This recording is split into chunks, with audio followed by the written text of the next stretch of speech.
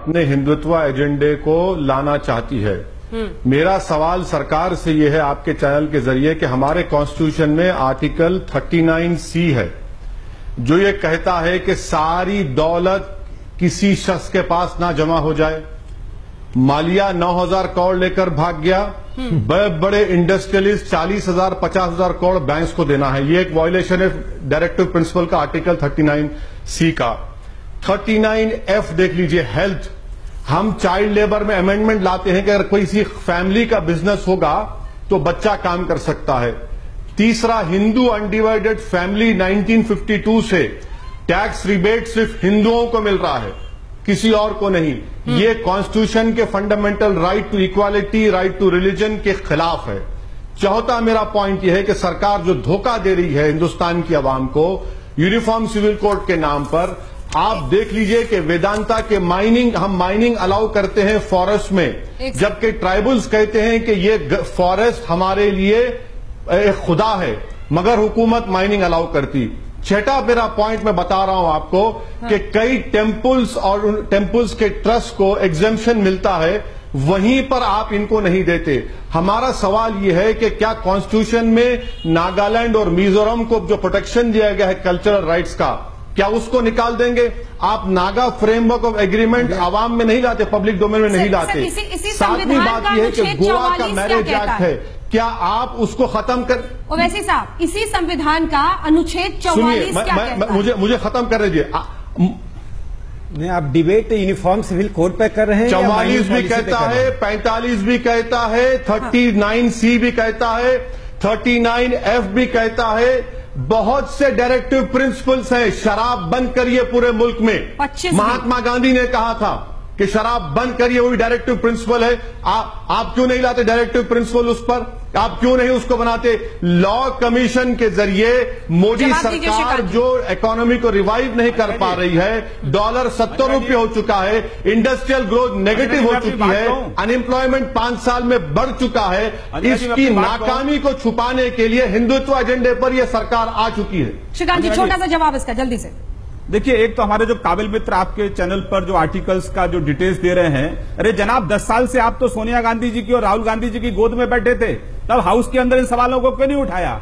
आप चर्चा हो रही है या मुस्लिम महिलाओं के अधिकारों की, और जिन मुस्लिम बहनों ने कोर्ट में याचिका लगाई है, मुझे लगता है कि आप बुद्धिजीवी हैं, लेकिन आप इस सब्जेक्ट पर बात नहीं करना चाहते क्योंकि आपके पास कोई तर्क ही नहीं है, इसलिए आप कुतर्कों का सहारा ले रहे हैं। आप ये बताइए कि इसमें पार्टी मुस्लिम बहनें पार्टी हैं, सरकार ने अपना जवाब दिया है क्योंकि सुप्रीम कोर्ट ने सरकार से जवाब मांगा है। जब दुनिया के तमाम देशों में रिफॉर्म्स लागू होते हैं, अब आपके 22 जो इस्लामिक कंट्री हैं वो रिफॉर्म्स लेकर आ रहे हैं। ट्रिपल तलाक को उन्होंने समाप्त कर दिया। ये तो मैं कहता हूं कि इस देश के कुछ लोग हैं जिनकी जो मानसिकता है, गरीब मानसिकता के कारण वो किसी रिफॉर्म्स को लागू नहीं होना चाहते। उसको कहीं ना कहीं आप रिलीजन का एंगल देना चाहते हैं। महिलाओं को हथियार बनाकर ये सरकार हिंदुत्व का एजेंडा लागू कर रही है। हम बिल्कुल इनके आरोप को मैं पूरी तरह से खारिज करता हूं। ये क्यों न पूछा जाए कि आप रिफॉर्म विरोधी हैं? निश्चित रूप से ये महिलाओं के जो अधिकार हैं उनका ये विरोध कर रहे हैं, हिंदुओं में अगर जब शादी होती है पीछे हैं। अरे यार, अरे इनको खामोश बिठाइए प्लीज।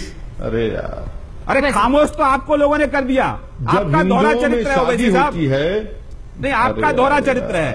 आप जिन आर्टिकल्स की आप यहां बात कर रहे हैं, उन आर्टिकल्स पर 10 साल आपने क्या किया? आप संसद के अंदर क्या करते रहे? क्या आपने कभी राहुल गांधी को सुझाव दिया? ओवैसी जी से जवाब ले लें। सुझाव दिया? जवाब भी दे। ओवैसी जी से जवाब ले लें। आप इस चर्चा के एजेंडे को डाइवर्ट मत करिए। ओवैसी जी, अंजना, आप इनको जवाब क्यों नहीं देने देती हैं? सदाजुद्दीन ओवैसी को ओवैसी जी जवाब को जवाब क्यों नहीं देने देती हैं आप? श्रीकांत जी जरा रुक जाए, ओवैसी साहब जवाब दें। अरे फारूकी साहब, ओवैसी साहब को किसी वकील की जरूरत नहीं है। सुनिए श्रीकांत, हमारे श्रीकांत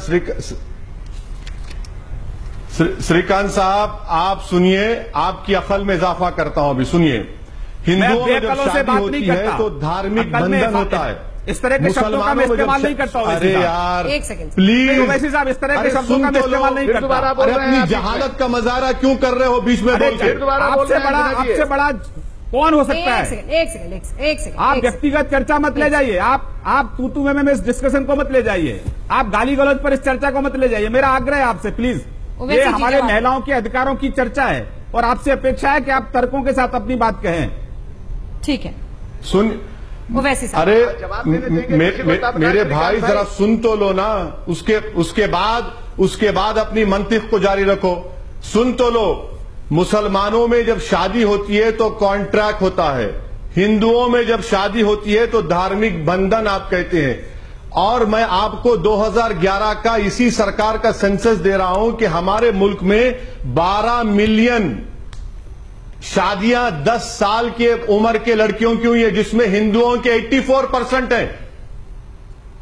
और आप मुझे बताइए कि आप क्या कर रहे हैं? छोड़ दीजिए राहुल गांधी, सोनिया गांधी, वो तो पावर से जा चुके हैं। मैं किसी के गोद में बैठा नहीं हूं, जिस तरह आप आरएसएस की खाकी पैंट पहनकर किसी गोद में बैठे हैं। मैं आपसे सवाल कर रहा हूं आरएसएस कि को मत लाइए आपके बीच में। हिंदू धर्म में हम यहाँ पर हिंदू और मुसलमान की चर्चा नहीं कर रहे हैं। स्कूल ऑफ थॉट है, सुन तो लीजिए। हम यहाँ हिंदू मुसलमान की चर्चा नहीं कर रहे हैं, बहुत सहमत हो रही है हम आपको। चर्चा कर रहे हैं यहाँ पर मुस्लिम महिलाओं के अधिकारों की, जिनका हनन हो रहा है।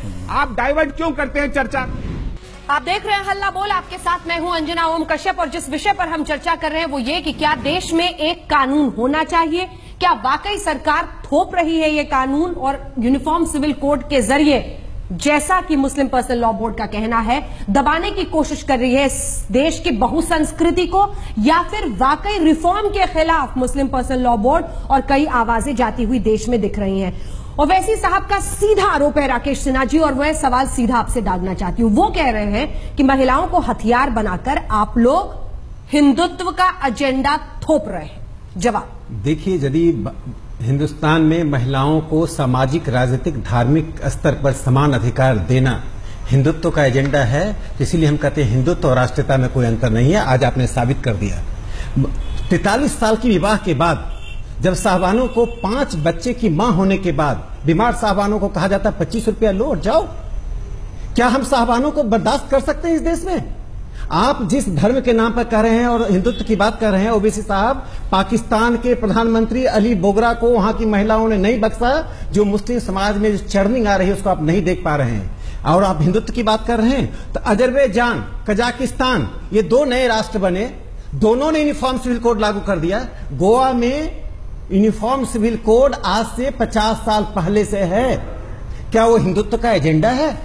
दूसरा सवाल मैं पूछना चाहता हूं, पूरे विश्व में 5 ही सिर्फ ऐसे मुस्लिम देश हैं जिसमें 5 ही ऐसे देश हैं जिसमें सऊदी अरबिया और भारत है, जहां पर पर्सनल लॉ को टच नहीं किया गया है। 22 मुस्लिम देशों ने परिवर्तित किया है, और श्रीलंका में 2006 में उन्होंने मैरिज डाइवोर्स एक्ट को परिवर्तित किया है। और अंतिम एक सवाल मैं इनसे करना चाहता हूं, अंतिम सवाल करना चाहता हूं। आप सर्वोच्च न्यायालय से ऊपर नहीं है, सर्वोच्च न्यायालय हिंदुत्व का पार्ट नहीं है, और सर्वोच्च न्यायालय को डिग्रेड मत कीजिए। जो जेडे अंसारी ने पार्लियामेंट में कहा, जब राजीव गांधी वो बिल ला रहे थे कि सर्वोच्च न्यायालय का जज इतना छोटा है कि हमारे मुस्लिम पर्सनल लॉ पर, हमारे शरीयत पर बात नहीं कर सकता है, उसको मत दोहराइए। हिंदुस्तान बदल चुका है। आपको मुस्लिम महिलाएं ही अली बोगरा की तरह फांसी पर डाल देंगी।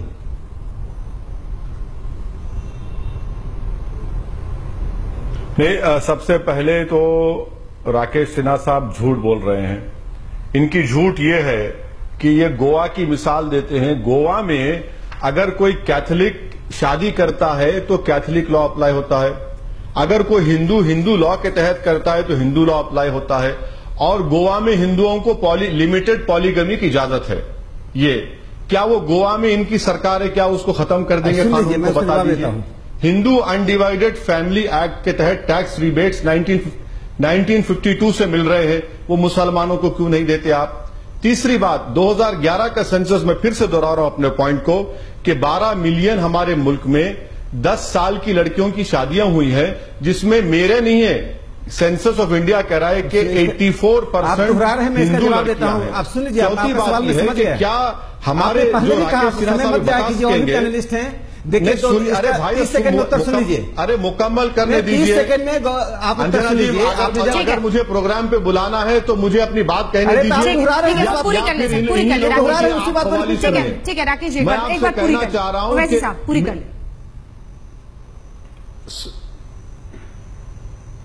मिताक्षरा और दयाभागा स्कूल में लॉ ऑफ इनहेरिटेंस बना सकेंगे आप?